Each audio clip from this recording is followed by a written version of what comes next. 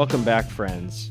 This is a very special day for us because we are back to the Media Roundtable Industry Edition. This is our signature dish. This is when we have our podcast about podcasts, and we talk about what is happening in the business of podcasts, and we bring some of the thought leaders from inside of the agency who are working in the market to talk about these things. And honestly, we've been running a lot of material other than this for a long time. We really haven't caught you up on the news in a while, so I'm glad that we're doing this. And I'm Dan Granger, who is glad to be doing this. I'm the CEO at Oxford Road, and you are listening to the Media Roundtable. I am sitting at the Media Roundtable right now. I have a beautiful sunset going on behind me in lovely Los Angeles. You can't see it because it's clouded by a curtain. But I am here at the official roundtable, joined by three of my best friends in this episode today. We have James Ingrassia, who is EVP of Strategy and Insights at Oxford Road. Welcome, James. Glad to be back. We have Shannon Quintana, VP of Account Management at Oxford Road. Welcome, Shannon. Thank you. Stu Redwine, Executive Creative Director at Oxford Road, is in the house as well. Welcome, Stu. Grateful to be here. And we are in the season of gratitude because it's November and it's almost Thanksgiving time, and we're all writing our Thanksgiving cards, and so many great things to be grateful for. And let's start talking about some of those things in the news. I'm grateful for Netflix. A lot of good series and features to watch. But also, they've taken a keen interest in our little podcast business as of late. And so, James, would you mind filling us in on the news at Netflix? Yeah, absolutely. I mean, if you haven't heard, we're classifying this one under Sleeping Giant Awakens. Last month, there's a little headline that came out. Netflix and Spotify announced a partnership that a few of their podcasts, mostly on the Ringer, are going to be moving from YouTube to be exclusively available on Netflix and, of course, the Spotify app. But that exclusivity is actually really interesting. So most people watch YouTube for podcasts or watch their podcasts on YouTube. Now they can't do that anymore for certain shows. It's going to be on Netflix. And that raised some eyebrows last month, and no one really knew what was going on. And we talked to Spotify, and it's business as usual for now. That may change as we get into 2026 when this happened. But then, out of the woodwork, there is a rumor that iHeart might be next, and they may be putting some of their episodes on Netflix and taking them off of YouTube. And then I think today, or within the last 24 hours of this recording, SiriusXM followed suit with a rumor that they're going to be there. So now you got the big three moving all of their video feeds, I guess, essentially off of YouTube and onto Netflix next year. Allegedly. At the time of this recording, it's still rumored, but I'm sure by the time this is released, we'll have more details. This is really interesting because I feel like the Spotify news was just something that was an interesting headline. But now that others are following suit, and I read something this morning that said that some individual YouTubers are actually being approached to move their shows to Netflix. I think Netflix stored some cash in some briefcases and is going to the market and is getting some creators to actually move from YouTube to Netflix, which is huge right now for them. And I think for the entire industry. Earlier this year, we created the what is a podcast definition. And that might even have to change again now that everything's on Netflix. But for marketers, for our chief audio officers listening, this is going to be interesting. For brands, you have people who can access YouTube for free. Now everything's going to be gated behind some kind of wall on Netflix, whether it's paid or freemium on that end, but there definitely will be ads to be had. What those ads look like at the time of this recording, we don't know quite yet. We are hoping that we can still get our baked-in ads into those shows, so that way they live with them in perpetuity.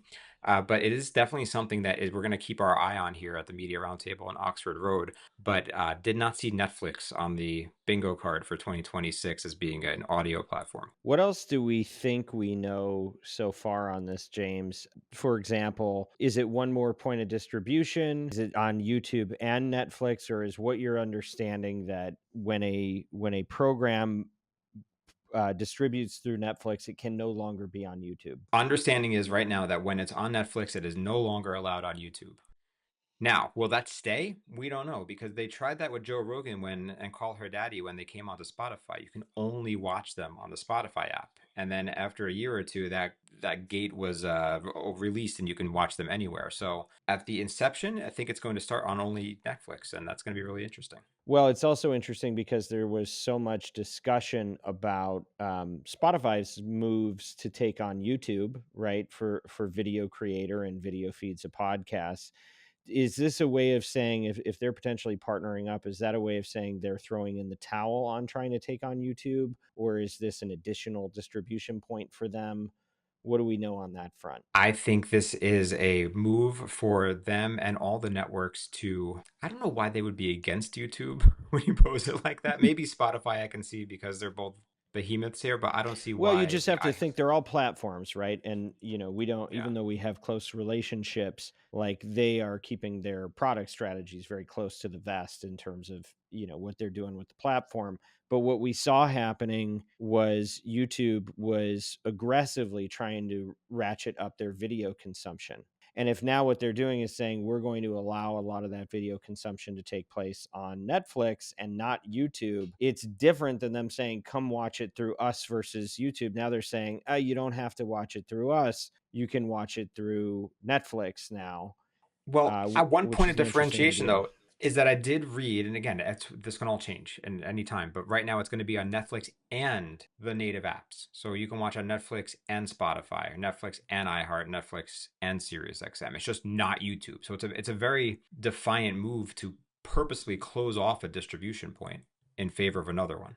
So this could all be revenue based. They could be getting very nice checks from Netflix to make this move. There has to be a cost benefit analysis. I'm sure that they've all done. Well, let's think about it from the advertiser standpoint for a second. So I'm a brand, I've been sponsoring Pick a Show. And we know that YouTube has been the primary place that podcasts are being discovered. And we know that a significant percentage of consumption is happening on YouTube. Now, all of a sudden, Netflix is in the mix and I'm buying an endorsement. Now, I may not have had to pay separately for the YouTube exposure. Now, Netflix, I have a feeling they're not just going to take any baked in ad and just roll it through. I'm going to imagine they're paying for it. They're going to want their ROI to occur. So, does this change the value equation for an advertiser who's buying one endorsement, expecting that it's distributed on, at least the big three of Apple, Spotify, and YouTube? What changes in terms of the value of that ad? Shannon, I don't know if you've got a view on Yeah, this. I think it really complicates things for advertisers, and understanding exactly what the buy is that they are getting. So I think obviously that's going to warrant discussions with each of these networks. What pulls through, what doesn't. I know with Spotify right now, we have the opportunity if baked in is then you get the video component. Otherwise, it's SAI or DAI. So it definitely confuses the marketplace even further. And then I think we're also going to have an issue on measurement. How do we measure and provide attribution for these ads that are potentially running on Netflix? And when that viewer says, "I saw it on Netflix" instead of "I heard it on a podcast," we're just complicating things even further and really fragmenting the market. We really are. And, we just finally released to the public our What Brands Want report, right? Where we had a really large chunk of the podcast market spend all concentrated, filling out a survey, talking about like what holds you back from spending more in this marketplace? What would help you increase your investment? All of them said measurement. That is the through line, is that there is confusion about not having uniformity in the way that your audience numbers and the way that your performance numbers, if you're a performance marketer, and most podcast advertisers still are, can see something in a unified way. So it's interesting. And I think, there's probably information we don't know here today with this group about how you measure the performance of an ad on YouTube today. I would imagine it's analogous to CTV. I would imagine there's pixel capabilities. Um, but yeah, then what happens with the live reads? What happens with the host ads? And the reality is, I have a feeling that nobody knows yet. They probably don't even know. But what we know is that it's one more way to have a less straightforward marketplace where advertisers can affiliate with a personality and a specific show created by the personality. And now it is getting exponentially more complicated to figure out how to even track it, how to line up your Netflix performance now with your Spotify performance, with your RSS and Apple performance. This thing is getting really tricky, right? So that's an interesting potential challenge. What else do you see? And do we see any pros on this? I think it's going to be really difficult for consumers to get on board with this. I mean, think about podcasts when you listen to them. Most people will listen on the phone, on their phone while they're doing something else, whether at the gym or cleaning or doing all that. I don't know many people that sit down in front of the couch and just put a podcast on the TV, which is really where the Netflix experience is probably predominantly. So I think even desktop too. I mean, YouTube happens on the desktop probably.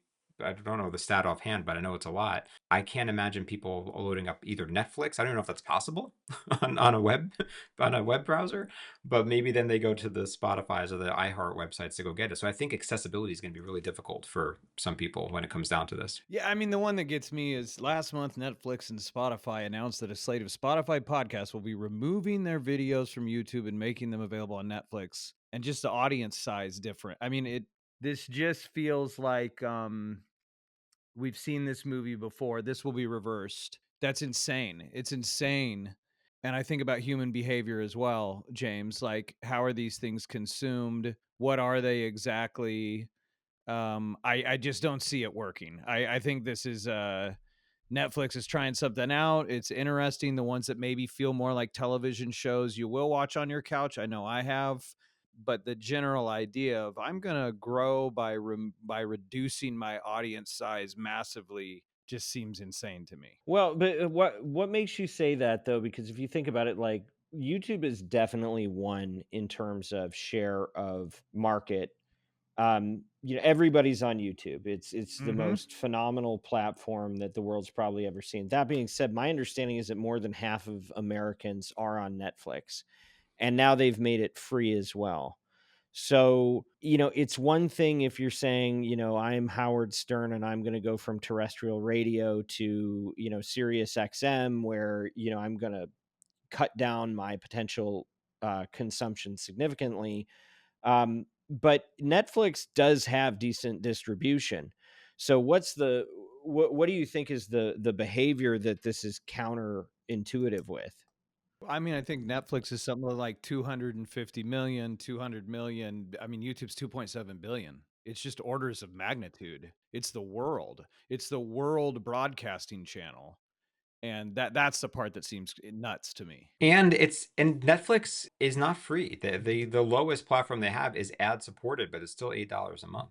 And so there is no free option for Netflix. I think that's probably why they're gonna keep the other option on these networks apps, because that is free for now. But yeah, that it is a barrier.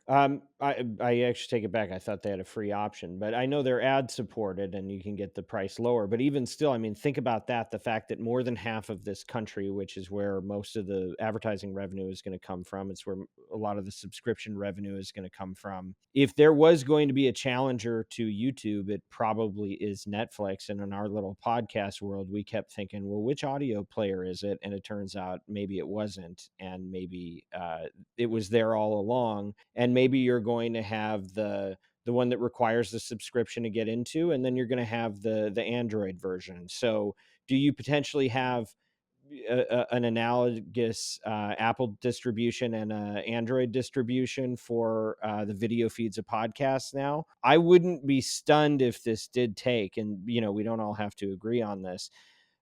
What will be interesting to see is at what point Netflix wants the money and wants to deal with the hassle of facilitating relationships between brands and talent. I have a feeling that it's going to be a lot more premium when you're getting your ads running on Netflix. I would imagine that they're going to probably sell less of them at a higher CPM. That's just my guess. And they may not do it for a while, right? Like what I imagine they probably do on this stuff is like they come in and say, well, if you're making a massive upfront commitment, you can have a sponsorship of XYZ podcast and you're going to get cover art and, a lot of the brand elements, and then some sort of elegant integration will be worked in. But I wonder, and I hope that the inventory load doesn't diminish if they do go the premium route. But I guess I think there's probably space for two dominant video players and not just one. It's also interesting just because YouTube has signaled lately that they're getting more serious about this business in a number of ways. And some of those are, they recently had an event in New York and they released a lot of new capabilities for creators and forthcoming capabilities for brands to be able to engage in host activities, whether it's YouTube Creator Native or it's podcasts, where you'll be able to transact more seamlessly and not buy onto their platform just through third parties the way it was going for a long time when you're actually working with talent. So I don't know, it could open up new flavors of inventory. The good news is that what we do know is that the value of an ad impression that comes out of the mouth of a host is worth more than an ad impression that comes out of the mouth of the advertiser themselves. And for that reason, I think gravity will pull toward the live reads, the host reads, or the baked in ads continuing to live in this new platform eventually. But it'd be nice if they'd stay put for a while and we could just have a straightforward way to transact with this stuff, right? Wouldn't it be nice? Netflix, we need to talk with Netflix on this.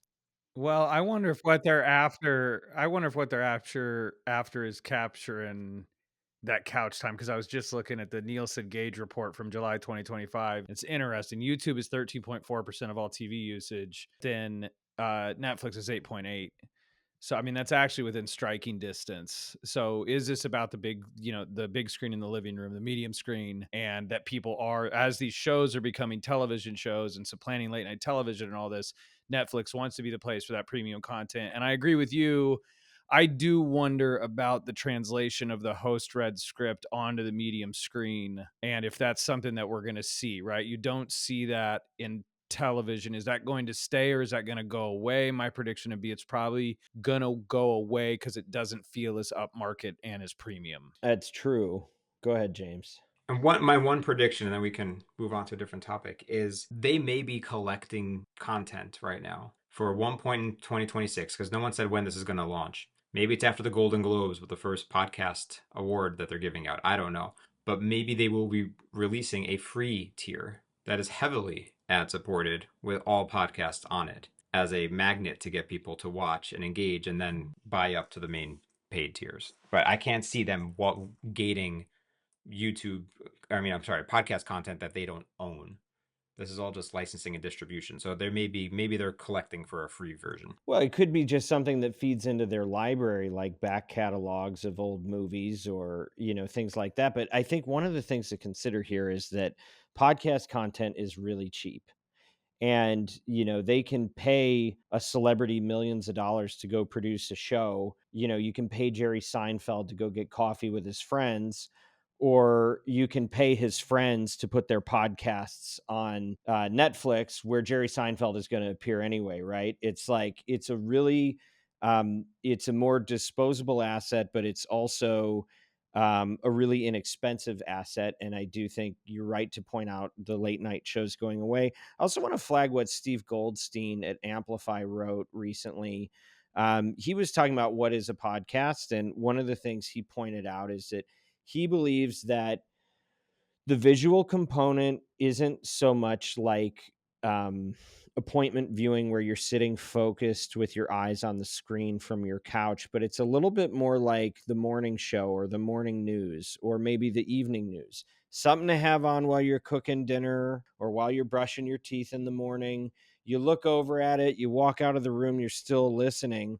And yes, you can have the visual benefit, but the content value isn't fully dependent on that. It's still all rooted in the spoken word. That's why you can have simulcasts of some of this type of content going on audio feeds as well as video without a lot of degraded value to the listener or consumer. So I think it makes sense.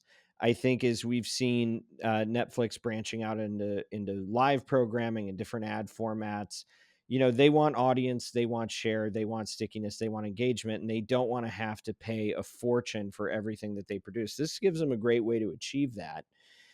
And it gives advertisers a little bit more choice. It also seems, if you think back to when Netflix started, it started with they were licensing all this old content and old movies, and then they got into the TV shows, and then they started producing their own content. Is this their beginning in the podcast, licensing other people's content? And then maybe they're going to start doing their own content, their own podcasts. Maybe they're um, you know podcasts to listen to with some of their own original TV series, and listen along type shows, companion podcasts. So, Yeah. there's maybe a big door opening for them here. Well, and let's remember why Google and Netflix are the ones that we're talking about here, because they disrupted the old Hollywood model where you make big bets, and you do it with instinct and not data. These are data-driven companies, right? And so before they go and start investing in what they hope will be a big hit for a show, they're going to get the data on how their audiences are interacting with this stuff, and they'll be able to model out, probably with more precision than most of the podcast players that we've seen, to be able to predict what to manufacture that'll give them the best ROI. So the people that are data driven seem to be winning.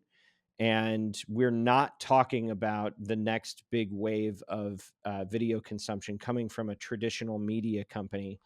It's all coming out of tech. And so we need to follow that. If you're an advertiser, I would say, this is a big topic. Obviously, this is the topic of the day for us. I don't know that if I'm an advertiser and I'm sensitive to performance, if this is going to be urgent for me. I think there may be a wait and see. On the other hand, if I'm in a protected category, a category where there's a lot of winner take all dynamics, and you have experimental budget, this would be an interesting thing to be in the front of. And it's also going to be interesting for us to see how much of the inventory that they do allow is going to be transacted directly with Netflix versus through the publishers that created the content and then licensed it out as well, right? So leave it to us to explore that for you. Spotify users exceed forecast as CEO transition nears. Spotify reported Q3 results that beat expectations with 713 million monthly active users. That's up 11%. And they're up 7% through ad-supported revenue. Though ad-supported revenue actually declined 6% due to pricing pressure. And they're also navigating their founder, Daniel Ek, stepping down as CEO. I believe he was the founder. I think he's been in the chair for a while. James, what's your take on this one? I think we may have just talked about it for 30 minutes.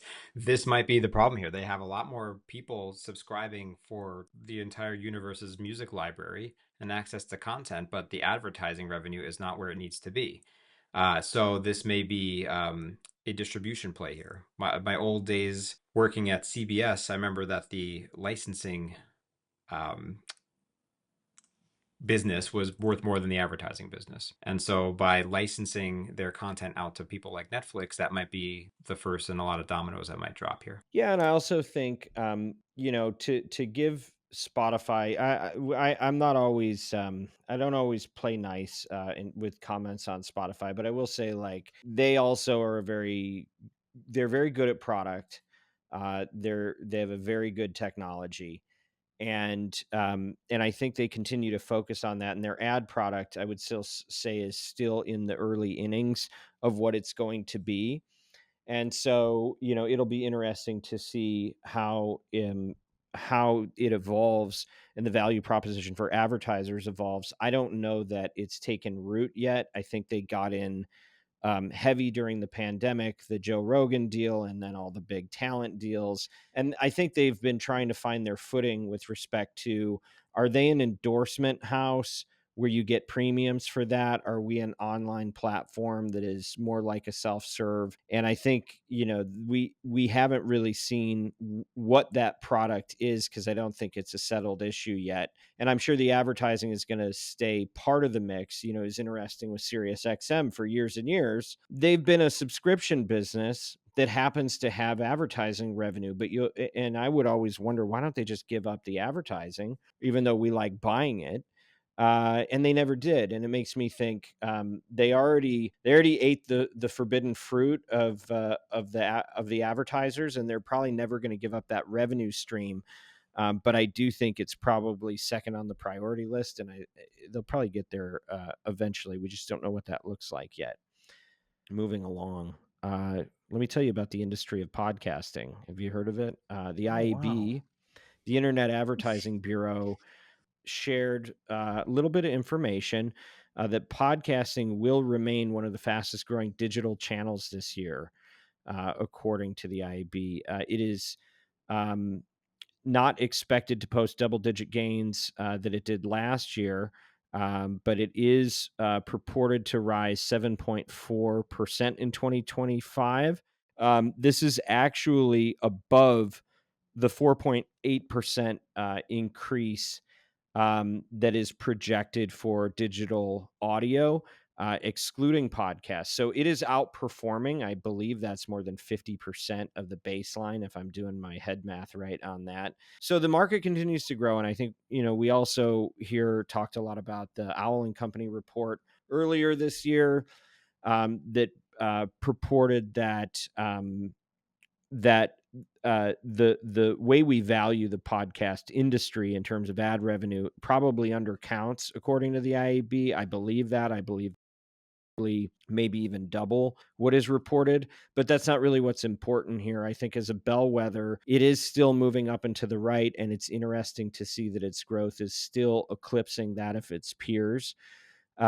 It's a good time to be in this business, and audiences are obviously hungry for it, and advertisers are willing to put up with all the distribution fragmentation and measurement fragmentation to continue to engage with it. So I think we're in the right space. I think we all just wish there were fewer kind of leashes to hold as you're trying to make sense of all of it, right? Yeah, it's hard to make sense of. I've thought a lot about comparing it to television and radio, and what's so handy is television, it's a set frequencies. Radio is a set number of frequencies. Like, it is a medium, where podcast really isn't, not in the same way. Or cable, sure, but there's a number of channels.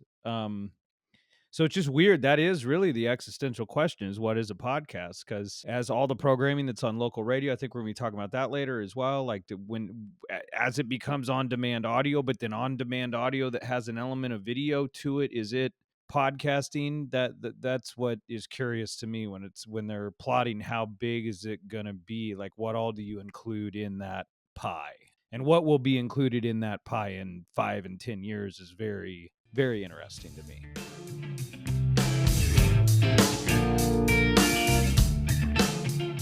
Have you ever heard of any of these companies? Shopify, Bayer, Oracle, Indeed, Masterclass, Babbel, Tommy John, LegalZoom, Constant Contact. We could go on, and we could go on so much further now that we're joining forces with our friends at Veritone One. We have created the world's largest specialist agency in audio and in podcasting. Nobody's ever done anything like this before, and it's an exciting opportunity for everybody involved. What we do at this agency is we offer comprehensive services for brands that are looking to break out and be successful in this space. We call you the chief audio officer because we believe that what you need requires real specialist work. And the way that we approach it includes proprietary methods in media planning and buying, analytics and attribution, insights. We have a proprietary process called Audiolytics, which is our trademark or creative development that allows us to score ads for their persuasiveness. Audio isn't just the work that we do, it truly is our passion, and we aim to elevate this industry to new heights And that's why we're the leaders in brand safety and suitability, as well as in volume in the space.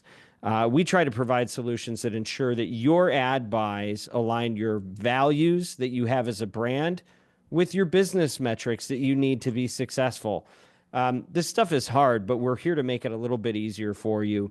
And if you're a chief audio officer seeking best in market performance at maximum viable scale, please get in touch with us. Do the right thing. Go to oxfordroad.com.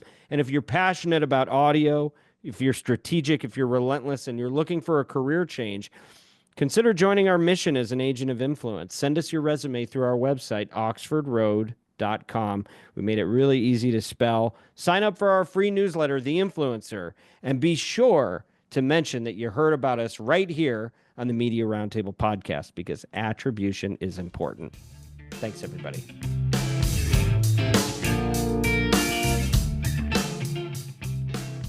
And to never let us get off the subject of Netflix, one of the things that is also interesting, if you think about it, like you've got 6 million different podcasts in the typical libraries, and Netflix is going to come in and they're actually going to have a pretty short list. Some of our audience knows about Roy H. Williams, the Wizard of Ads, and he has, he and others have published on this challenge of overchoice and the struggle that consumers have about just there's so many possibilities that it's overwhelming, right? And I wonder, Netflix can be an endless scroll. You can spend your whole night just trying to figure out what you want to watch, and you're exhausted by the time you finally think you might pick something. But as they enter this new space, because they're actually going to have finite inventory and they're really trying to focus on premium and not have 6 million different choices, you might actually be able to find a podcast you want to listen to more easily or watch in an environment where it's actually been limited. I don't know. Maybe that's actually a value to have somebody curating it for you. You think? Who knows? I do. Stu, Yeah. before I Speaking bring of us back to content. Netflix, Yes, please. I hear there's a debate about AI. What's this? Yeah, exactly. Well, I'm so glad you asked. The podcast debate: can AI supercharge without losing podcasting soul? But what is a podcast? Podcast News Daily explores a growing debate around AI's role in podcasting, whether tools that automate editing, translation, and personalization can enhance creativity without eroding the medium's authenticity. Industry leaders argue that AI should augment, not replace, human storytelling, emphasizing transparency and intentional use is key to preserving podcasting's quote unquote soul. I can't help but compare it to the past. The past is such a great predictor of the future. We've been here. And radio was similar. It had a lot of freedom, and then commercial interests came in and we had control. It's freedom and control. What's cool about AI, I think, is it's giving the freedom a second wind. It is empowering a ton of people. There is a downside to AI that we all see, but it's kind of okay. And I think it's related to your long tail story there that, okay, yeah, a lot of people can make a lot of garbage. The garbage, there is a natural order to the universe and to media, and the garbage will go down and the good stuff will rise up. And I think AI is super cool because it helps empower that. And I was looking at this article, obviously in preparation, and it just it struck me that this report that SiriusXM put out, the Great Podcast Debate, the very first question, first page on the report is, what is a podcast? Which I'm like, I've heard this somewhere. So it's interesting that that's the existential thing. I don't know. That is an important question, and budgets are determined and all this. That is an important question. But this AI question, regardless, and we were talking about this earlier at the agency today, it's about heart and soul. Excuse me. It's about heart and soul and care. And you know what? If an AI tool is something that gets you there, great. Do people want to be listening to what is obviously a synthesized voice going through Wonder Bread type content that's just like, no, like it'll sort itself out. So what I'm excited about from this and the Great Podcast Debate with AI is that I think it'll give a second wind to creators to empower even more people to be able to put their stuff out there. Yeah, I think my concern with getting too much AI, especially into our space and our channel, is you lose the authenticity that built this channel. I think people turn to podcasts because it was that engaging, almost one-on-one conversation. Even though you may not have actually been talking to the host, you got that back from them. And my concern is, with some of these networks that are using AI hosts now of the podcast, we lose that. And I think there is a place for it and a space for it, but I definitely don't think it is in the host, or in the ads, in terms of like AI using the host. I think, on some of these pre-recorded stuff, and we've used the AI voices there, and that is fine. But when it comes to the true authenticity of our channel, we will lose it with AI. I completely agree, Shannon. I think when you just let it loose and it's all AI, I think that's a big turn off. I mean, even on I saw a post on LinkedIn today where someone was calling out people using AI in their headshots. It's like everyone just looks fake because you can kind of tell when AI is being used on certain things. But I think it could be used for good in terms of, I was talking to podcast hosts a few weeks ago, and we were talking about AI, and they mentioned that they had a recording with a really big guest that they've been dying to get on, and they recorded the whole episode, and then went to go edit it. There was this buzzing the whole time throughout everything. And so what they did is they took the transcripts and they used AI to recreate the episode. Nobody knew.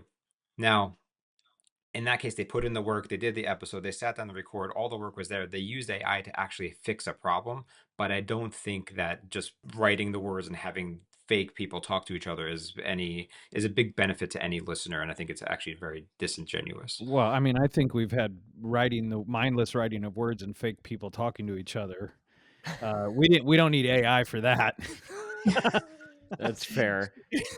Well, I think the bigger threat is commercial interests. I think the bigger threat is what we saw destroy radio.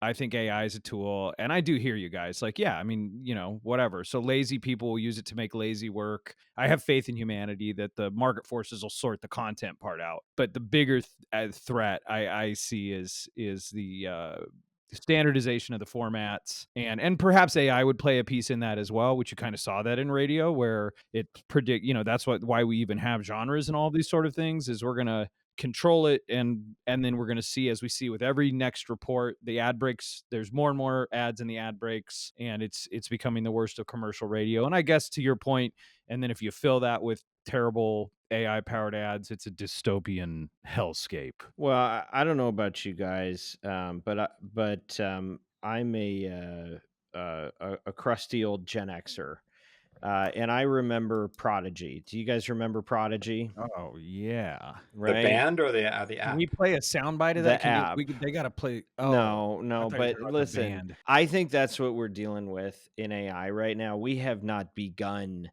to experience AI, and there's so much slop, and it's so easy for it to sound like crap, and to blow it off. And I look, my whole career has been based on being a broker between the trust of a host and the relationship with the audience, and getting that authentic recommendation to transfer. And I've been clear on this program that I think that anything that is artificial needs to be disclosed, and it will do real damage to the industry when consumers learn of instances of thinking that they're buying a human being's recommendation and authentic endorsement, and finding out that that's not what it was.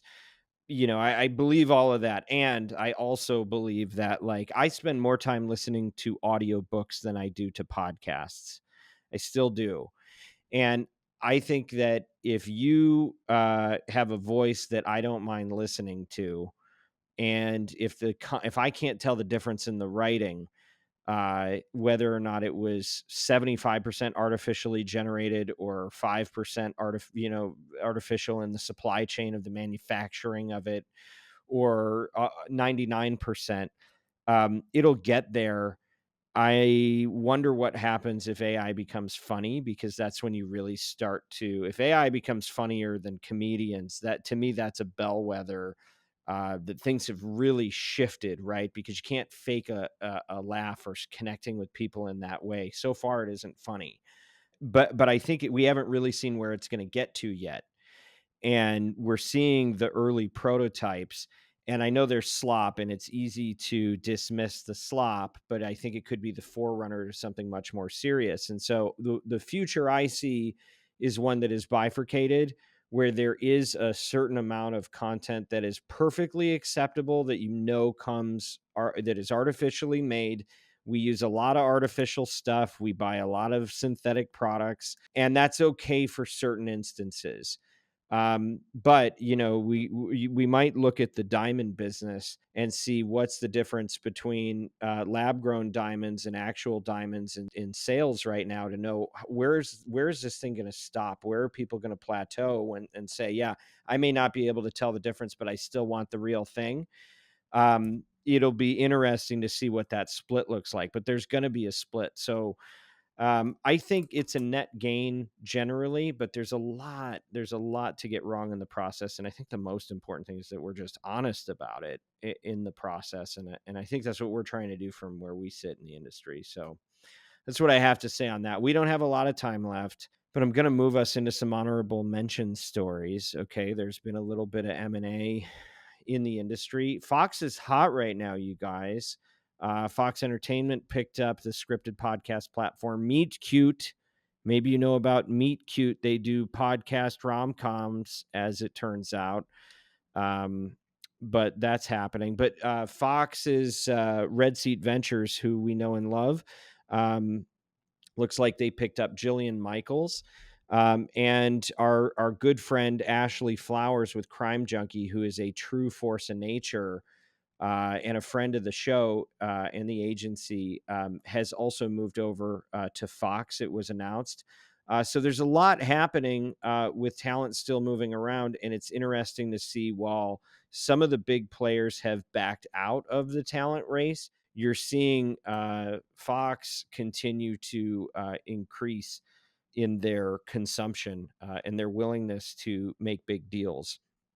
Another honorable mention is that audio has become the fastest growing tool in local content marketing, according to Borrell Associates. They say that usage in podcast, branded audio, and streaming placements more than doubled from 6% in 2022 to 15% today. I'll give you my very quick hot take on this.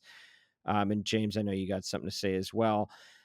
I think we've even said on this program, like, local is going to have its moment. It's going to happen. It's like there's a huge vacuum for local journalism and local content creation, but the problem has been consumption hasn't been high enough and distribution hasn't been easy enough for it to really hit that critical mass to build a business out of it. I can tell you, I was kicking the tires on podcasting for 6 years before we could actually do business in it, because we had to wait for the marketplace to mature to the point where it was worth the time to transact. Local is now starting to get to there. And I think we're going to really see things like, not just, sports has kind of been the tip of the spear, but I think you're going to see a lot more local content coming out in the future. And I think that's going to be good for small brands and regions. And I think it's going to be not only good for Main Street and the mom and pop, but it's going to be good for large brands that are trying to do regional activations as well. Yeah, I think that's a really good point, Dan. And too, I think just now even more than ever, especially just the state of the economy and everything going on right now, people want to know what's going on around them in their communities. So whether it's local radio that's speaking directly to the community you're in, or even localized ads on podcasts, you could be listening to a Joe Rogan, but hopefully getting served a regionally relevant ad to you. I really feel like people are looking for that comfort and looking for someone to look out for them on a local level. And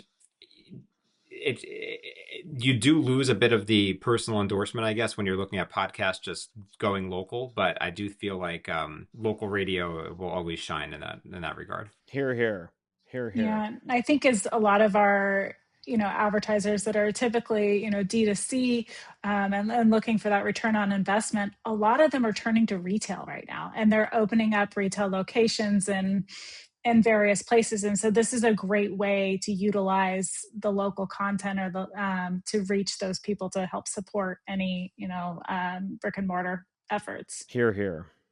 Okay. Well, listen, there are other things we could talk about here today. We could go back to Netflix if you guys want to talk more about that, but I think I'll say to be continued Yeah. on that subject. Okay. And I just want to thank each of you for the time that you've taken to come and share your thoughts with the world here through the Media Roundtable podcast. And thank you to our audience, because it turns out we do have an audience. For years, I didn't know, and then you hear from enough people in the wild that we appreciate you taking the time. This podcast is brought to you by Oxford Road, where we want you to succeed using audio and podcast and creator media as a tool, and to use it as a tool that can build bridges across differences, and support important conversations about some of the most critical issues of our day. If you want to learn more about us, you can go to oxfordroad.com. We've got a brand new website. It's people are excited about this website. If you haven't seen it, you should do it, or ask chat to read it for you. It'll be great.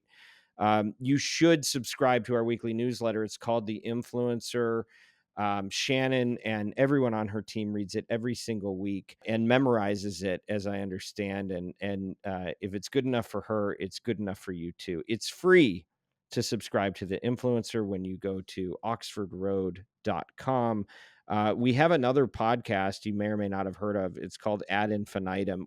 I wish I could remember what that's about. Is there anybody here that can explain that briefly? Yeah, but Ad Infinitum is the only podcast about audio ads, how they work, and what makes them work better. That's correct. And you should Yeah. listen to that as well. And sometimes we put it in this feed. Yes, we do. James, how do we feel about feedback at this agency? It's a gift and a pleasure to get. It is. It's the breakfast of champions, isn't it? And if you have feedback for us, we don't want you to just keep it to yourself. We want you to share that gift with us generously.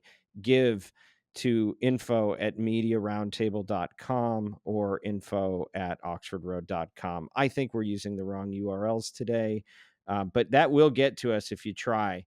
Thank you again to Shannon, to Stu, to James, to the whole team, Haley, Bianca, Kyle, Ezra, Rocio, Neil, and the team at Podcast One. As always, influence responsibly.